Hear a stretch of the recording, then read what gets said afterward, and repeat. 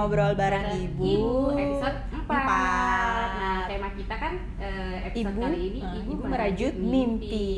Nah, tadi kita udah ngobrol nih sama Pinggar Hawa yang mewujudkan mimpinya, lanjut sekolah lagi sebagai ajang aktualisasi diri ya, pemuasan dirinya dalam mengejar pendidikan dan bisa jadi role model buat anak-anaknya. Nah, di segmen ketiga ini dari tim 7 bulan kita menghadirkan salah satu psikolog namanya Mbak Lidiawati dari Life Generation. Apa sih Life Generation, Nurul? Nah, Life Generation ini adalah perkumpulan psikolog yang membutuhkan layanan psikologi anak, remaja, dewasa muda, dan keluarga. Lengkapnya ya? Apa? Life Generation bisa langsung cek di Instagramnya @lifegeneration. Nah, ngobrol-ngobrol nih mengenai Mbak Lydia. Hai Mbak Lydia yang udah join di Zoom. Udah join nih Mbak Lydia. Halo. Nah, sehat kan Mbak Lydia hari ini? Sehat kan kabarnya hari ini? Baik, Mbak Ayu. Nah, Mbak Lydia ini sebenarnya punya cerita yang mirip-mirip sama Pinggar ya. Ternyata yang bersangkutan Mbak Lydia nih juga pernah sekolah lagi, bahkan mengganti karir ketika sudah punya anak ya Mbak Lydia ya. Ya, sebelum jadi psikolog ternyata Mbak Lydia ini menjalani pekerjaan di bidang kantoran yang finance ya Mbak, kalau nggak salah, atau manajer ya. Oke, dari ekonomi menjadi psikolog. Banting setir ya Mbak. Banting setir. Ketika sudah menjadi ibu, ya kan. Nah, ini juga kita bisa dapat inspiring insight lagi nih dari Mbak Lydia. Nah, ngobrol-ngobrol nih mengenai mimpi. Ya, Mbak Lydia kan udah tercapai nih mimpinya jadi psikolog. Bisa cerita sedikit nggak Mbak Lydia mengenai cerita pribadinya Mbak Lydia, kenapa memutuskan untuk mengejar mimpi dengan sekolah lagi, meninggalkan comfort zone sebagai ibu-ibu kantoran di bidang ekonomi dan memulai dari nol lagi profesi baru ya? Dari nol gitu Mbak. Silakan Mbak Lydia. Oke, terima kasih kesempatannya. Sebenarnya mungkin ceritanya kurang lebih sama nih, kayaknya aku sama Mbak Pinggar nih, sama-sama suka belajar kayaknya ya. Tapi memang, jadi kalau aku tuh ceritanya selama 14 tahun, memang aku banyak waktu itu latar belakangnya adalah bekerja di bidang ekonomi. Jadi manajerial gitu ya di kantor. Dan itu memang aku tekuni selama 14 tahun dan itu nyaman banget sebetulnya. Maksudnya bisa dibilang kerjanya udah bisa sambil merem gitu ya. Dan dari sisi penghasilannya bagus banget, lingkungan kerjanya enak banget gitu ya. Jadi memang udah sangat nyaman. Benar kata Mbak Nurul tadi, itu udah comfort zone banget gitu ya. Nah, cuma kemudian aku memutuskan melalui proses juga sebetulnya, tidak langsung gitu ya. Mungkin sekitar 3-4 tahun sebelum akhirnya memutuskan untuk ganti banting setir tadi, itu sudah mulai terpikir untuk ini setelah ini mau apa ya gitu ya. Aku harus berkembang lagi jadi seperti apa gitu. Nah, akhirnya ya memutuskan untuk stop dulu bekerjanya dan kemudian ngambil S1 lagi di bidang psikologi dan kemudian lanjut S2-nya di bidang psikologi lagi gitu untuk ambil masternya. Gitu deh ceritanya kira-kira banting setirnya. Jadi memang banting setirnya beneran total ya, puter arah gitu. Oke Mbak Lydia. Nah, kalau menurut Mbak Lydia nih, kayak kita sebagai ibu terus kita berusaha untuk mungkin mewujudkan mimpi kita atau mungkin punya kegiatan entah itu karir atau di luar karir, itu bagian dari kita aktualisasi diri nggak sih Mbak?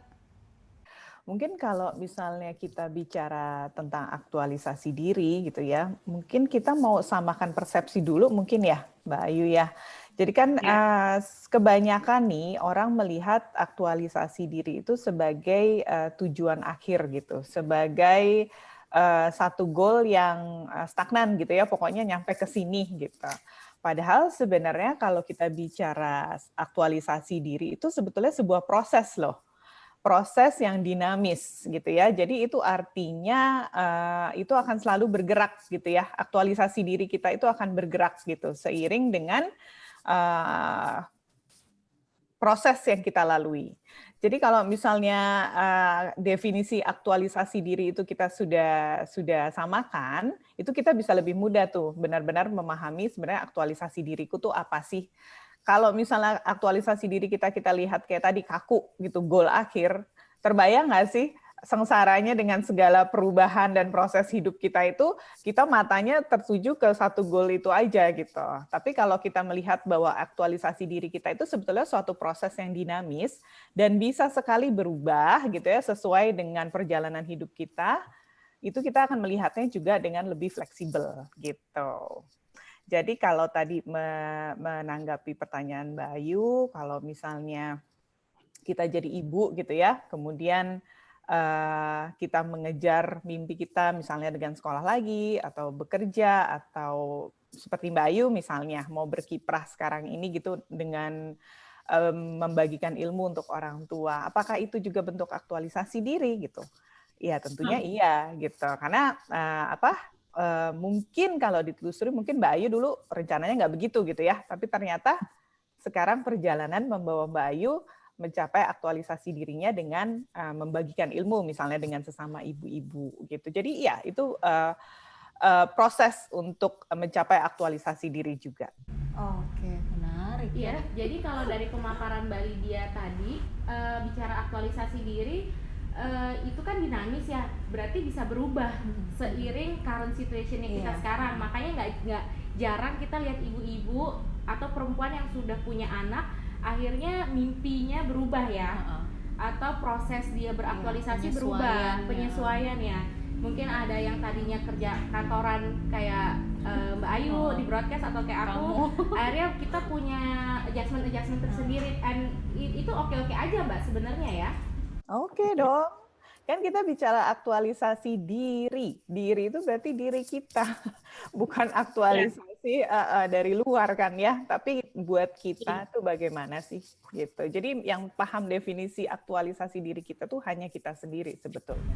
Oh, itu yang men-set kita aktualisasi diri itu adalah diri sendiri ya, bukan dorongan atau mencari approval dari sosial gitu, bukan ya. Bukan, aktualisasi diri itu harus dari diri kita sendiri kita gitu yang ya. tahu gitu ya.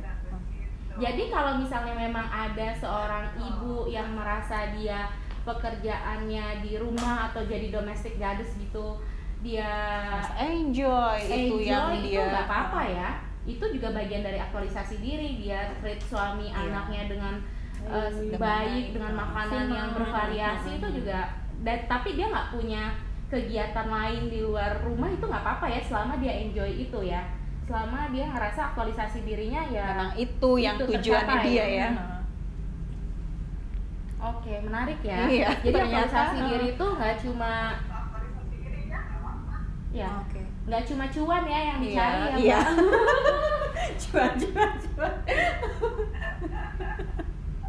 Nah itu kan kalau kita gimana Mbak?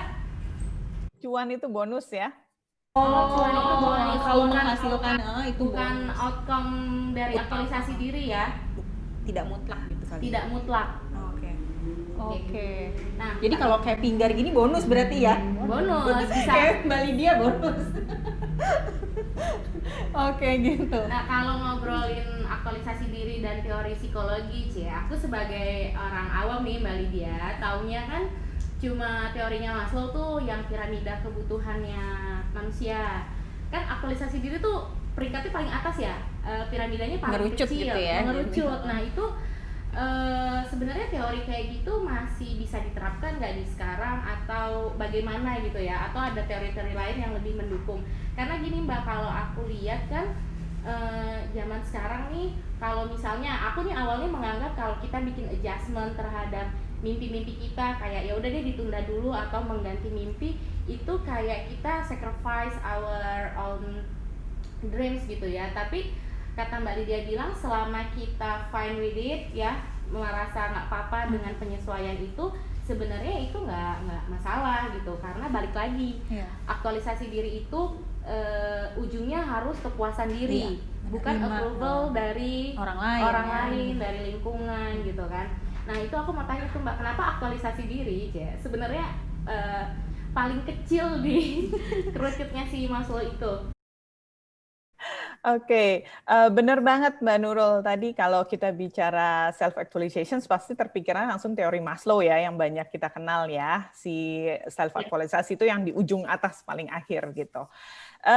Cuma orang memahami si hierarki tersebut hanya sebatas, oke, berarti kalau sudah ini terpenuhi, kemudian aku akan mengejar yang paling atas, self-aktualisasi gitu ya. Padahal Maslow sendiri sebetulnya bilang bahwa untuk mencapai self-actualization itu hanya sedikit sekali loh yang beneran nyampe ke situ. Kenapa? Karena tidak banyak orang yang buat Maslow ada faktor yang bisa membuat kita sebenarnya mencapai self-actualization adalah ketika kita tidak mendefinisikan self-actualization itu berdasarkan norma umum atau budaya gitu ya. Jadi kembali lagi tolak ukurnya kita, ya kan? Kalau ketika kita bisa melepaskan tolak ukur yang namanya aktualisasi diri itu dari luar norma masyarakat pada umumnya, misalnya bahwa aktualisasi diri itu harus bekerja misalnya. Ketika kita bisa melepaskan itu, kita sebetulnya sudah menemukan bahwa ternyata aktualisasi diri kita tuh definisinya pure berdasarkan yang membuat kita sendiri puas atau cukup dengan diri kita gitu. Jadi tolak ukurnya bukan tolak ukur luar, bukan tolak ukur budaya atau norma masyarakat, tetapi diri kita sendiri. Nah, itu yang orang suka tidak perhatikan terkait dengan self-actualization-nya Maslow.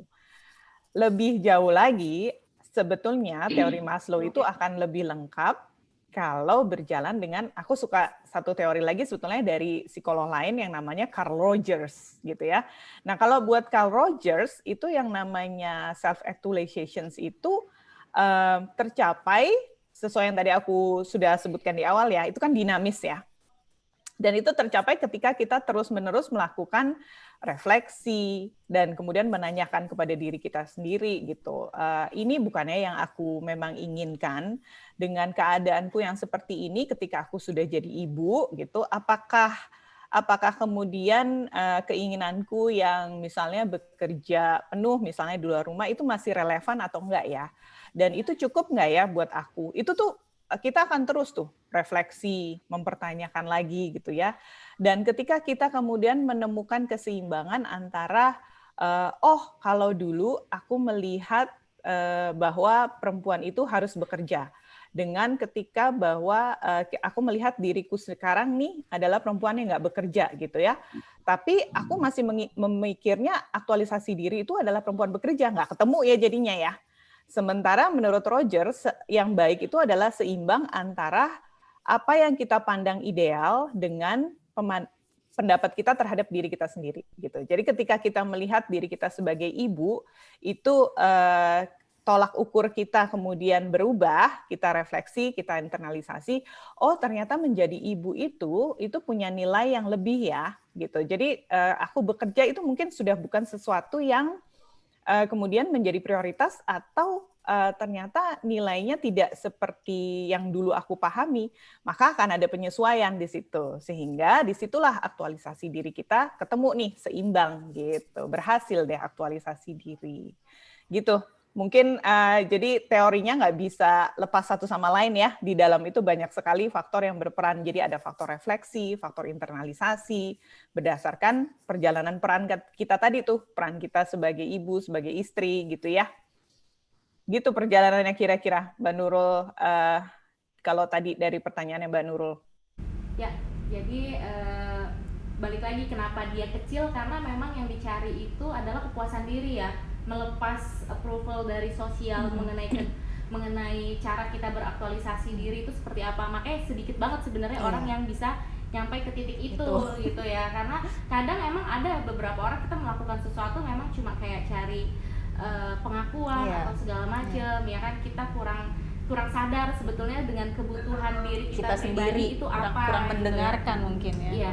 Tapi nih Mbak, satu pertanyaan dari aku, ngomong-ngomong mengenai ibu yang melakukan adjustment terhadap mimpi, cita-citanya, walaupun secara psikologi itu kan memandang hal yang lumrah dan boleh ya, bahkan itu hal yang sehat sebetulnya, tapi itu tetap mencerminkan semangat self love nggak sih Mbak? Karena kan kalau self love mungkin kayak harus mencintai diri sendiri ataukah memprioritaskan mendengar kemauan diri bahwa sebenarnya aku tuh masih mau kerja kantoran lah, atau sebenarnya aku masih mau apapun yang terjadi gitu apapun ya. yang terjadi, ntar biar anak atau suami ya Nanti deh gitu. Gimana Mbak? Oke, nah ini juga menarik nih, Wibu nih. Kalau kita bicara aktualisasi diri, memang sebetulnya tidak bisa lepas dari konsep self love, mencintai diri gitu ya.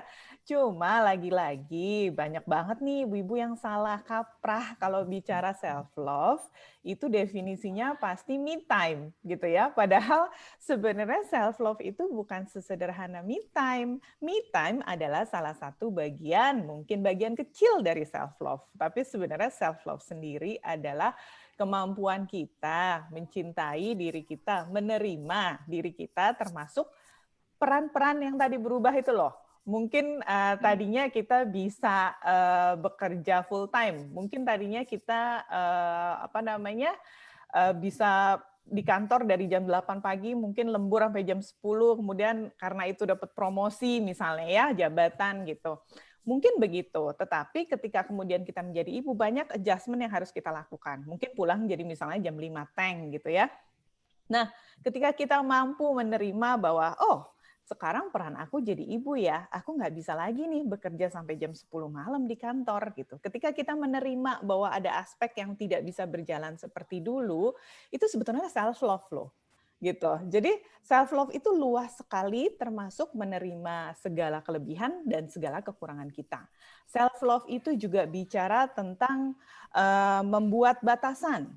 Apakah kita kemudian akan membangun komunitas, misalnya bergaul dengan orang-orang yang bisa membuat kita merasa berdaya, atau kemudian kita banyak menghabiskan waktu dengan toxic, misalnya toxic people gitu ya. Itu juga batasan self love. Menentukan batasan itu juga self love.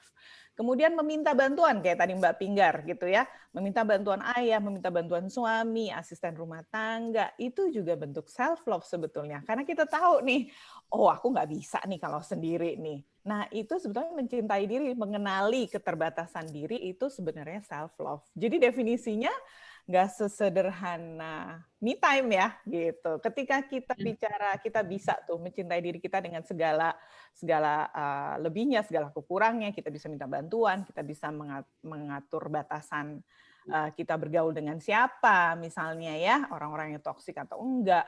Kita membatasi konsumsi sosial media kita, dampaknya positif atau negatif nih buat diri aku gitu. Nah itu juga self love sebetulnya. Luas sekali ya. Jadi banyak banget caranya membuat kita happy. Itu nggak sekedar kita punya me time, kita nonton drakor gitu ya, nggak sesederhana itu. Itu hanya bagian kecil kalau kita mau bicara bahwa kita bisa mencintai diri kita sendiri. Ya, ngebahas self love kayaknya kita bisa bikin episode sendiri ngebahas self love. Karena self love itu ternyata bukan cuma mencintai diri kita dengan mimpi-mimpi kita, memastikan gelas kita penuh gitu ya. Tapi juga ternyata, ada penyesuaian. Iya, kita melakukan adjustment, itu juga tetap self love ternyata ya, walaupun harus ada mimpi-mimpi yang tertunda atau berubah gitu ya. Menarik. Next time kita bikin episode sendiri ya Mbak, bahas self love. Oke, terus ya. Nah, oke, tadi kita udah bahas deh Mbak soal aktualisasi diri ya, kurang lebih kita udah paham. Nah, kalau dari Mbak Lydia sendiri ada tips nggak Mbak untuk ibu nih yang pingin tetap bisa mengaktualisasi diri tapi juga bisa seimbang dengan perannya sebagai ibu? Ada nggak Mbak tipsnya Mbak? Tips buat aku sebetulnya dalam satu kata, nikmati prosesmu ibu-ibu. Gitu ya. Jadi seperti yang aku bilang tadi, hidup itu membawa kita ke peran-peran sebagai perempuan yang bisa banget bergerak. Dari peran kita sebagai anak, peran sebagai ibu, peran sebagai istri gitu ya. Itu peran-peran sebagai perempuan yang kita tidak akan pernah bisa lepas sebetulnya. Tapi kita dituntun oleh hidup untuk bergerak, memainkan peran yang beragam itu. Jadi nikmatilah ketika hidup tuh membawa kita berproses dengan sebagai ibu. Nikmati prosesnya sebagai ibu itu apa sih, dengan kerempongan nyiapin makan anak, ngejagain anak, mikirin sekolahnya, nidurin anak, nikmati gitu ya. Termasuk kemudian di tengah-tengah proses itu, nikmati juga untuk melakukan refleksi diri. Kebutuhan aku saat ini seperti apa, dan bagaimana aku dengan keadaanku yang sekarang ini bisa terus berkembang. Jadi kunci dari self-aktualisasi itu sebenarnya dorongan kita untuk berkembang. Definisi berkembangnya menjadi apa? Yuk, kita internalisasi lagi, kita refleksi lagi. Definisi berkembang kita sebagai manusia itu seperti apa sih? Sebagai perempuan tuh definisi berkembang kita seperti apa? Jalani prosesnya, dan jangan lupa sambil menjalani prosesnya, self-love tadi. Cintai diri dengan definisi yang benar. Cus deh, pasti mantep tuh nanti. Aktualisasi dirinya pasti tercapai. Wow, menarik banget. Dan Jadi tipsnya ya, berkembang itu wajib ya Iya, buat perempuan gitu. dan Tadi dia nikmatin proses nikmatin ya. proses ya. Nikmatin prosesnya. Anak ribet lah, Iya, kayak pikir tadi ya, nikmatin aja prosesnya. ya udah Terus dijalani. gede, jalan naik tangga buat mencapai kelasnya ya nggak apa-apa dijalanin harus aja. majuin dudet Harus ya nikmatin prosesnya. Oke. Nikmati proses. Mbak Lydia, thank you so much ya untuk waktu Ngobrol-ngobrolnya. dan ngobrol-ngobrolnya sama kita tim 7 bulan. Kita ketemu lagi di Semoga, kesempatan segera ya. kesempatan berikutnya. Aku mau ngebahas Amin. apa sama Mbak Lydia. Thank you ya Mbak. Terima kasih Mbak Lydia. Ya, Dah. bye. Nah, Tadi udah denger ya dari Mbak Lydia Wati dari Life Generation, psikolog yang ngasih kita pandangan baru nih mengenai aktualisasi diri.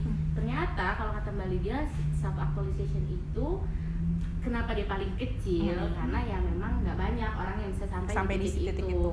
Karena ternyata aktualisasi diri itu mengembangkan diri itu berdasarkan kepuasan diri sendiri. Bukan berdasarkan Pengakuan orang, jumlah likes di Instagram itu, jumlah komen, jumlah ternyata, polling. Iya, ternyata aktualisasi diri itu mengembangkan diri, mencari wadah yang tepat seperti apa itu untuk kepuasan diri kita sendiri. ya, bukan cari approval orang lain kayak gitu. Bukan juga harus cari cuan ya. Iya, Nggak karena berarti. selalu ya kalau dapat itu hanyalah sebuah bonus. sebuah Iya, bonus, alhamdulillah kayak Pinder kan self actualization-nya 2 tahun kemarin ternyata kan memang dia memutuskan untuk ngambil sekolah lagi dan itu bisa mendukung karirnya dia, yaitu sebetulnya sebagai bonus. Nah berarti lo setelah udah kelar nih S2-nya harus ada aktualisasi diri selanjutnya mau gimana, iya kan? Ada adjustment lagi nih, ada perubahan lagi karena udah nggak berperan sebagai pelajar. Iya kan gitu. Nah kalau Pinggar ada nggak kira-kira tips yang mau dikasih ke ibu-ibu mungkin ya yang sedang sama menjalani seperti yang Pinggar. multiperan ya, Iya. working mom bener-bener daily 9 to 5, apalagi juga sekarang lagi pandemik jadi kerjanya juga online, ditambah juga ada tanggung jawab sekolahin anak ya, anaknya nggak bisa cuti karena anaknya udah SD ya ibu ya, bukannya anak-anak bisa ya udah tahun depan nyusul ya kan nggak bisa, jadi emang perannya ternyata berlipat-lipat ya kan, multiperan sekian banyak gitu perannya. Ada tips nggak biar tetap balance ngejalanin hidup tapi juga tetap happy? Oke. Kalau dari aku sih ya, bukan tips sebenarnya, ini pengalaman pribadi Sharing aja ya, hasil sharing pengalaman. pengalaman. Terserah sih kalau mau dijadiin tips juga. Ketika kita menjadi ibu itu adalah sebuah anugerah, anak itu adalah sebuah anugerah. Jangan jadikan anugerah itu sebagai hambatan kita untuk mengejar mimpi. Justru itu harus menjadi motivasi kita untuk lebih berkembang, mengupgrade diri kita. Untuk apa? Untuk mereka juga, untuk diri kita juga. Kan nggak harus selalu sekolah, nggak harus jenjang pendidikan yang seperti itu. Bisa juga dengan kursus yang bagaimana gitu. Tapi belajar itu harus sih kalau kata aku sih ya. Terus caranya belajar berbagai. masak ya, belajar Betul. bebenah, belajar Betul. bisnis ya. Nah, tetap harus upgrade diri dan bagus nih pesan dari Pinggar tadi, jangan menjadikan anak itu sebagai hambatan, justru sebagai motivasi ya. Itu excuse kita aja Iya, kan. mau nanti kedepannya mbaknya keluar masuk ya udahlah ya, diri syukurin, jalani proses seperti tadi dia. Oke, Pinggar, terima kasih banyak. Thank you ya buat sharingnya, senang senang banget banget. dan sharing pengalamannya dia ya, menarik ke keluarga 7 banget. bulan. Oke. Oke, thank you ya. Terima untuk kasih keluarga 7 keluarga 7 bulan. bulan. Sampai ketemu di episode selanjutnya. Dah. Bye.